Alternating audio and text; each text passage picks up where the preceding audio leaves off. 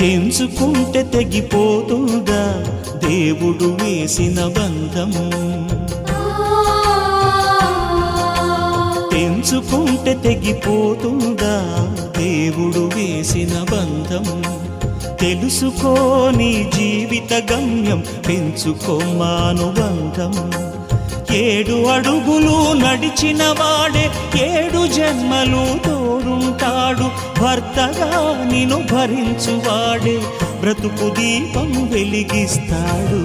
అతని హృదయం నాటి చెరామి, అగ్నిహోత్రమే అందుకు హామీ. అతని హృదయం నాటి చెరామి, అగ్నిహోత్రమే అందుకు హామీ. తెంచుకుంటే తెగిపోతుందా దేవుడు వేసిన బంధం?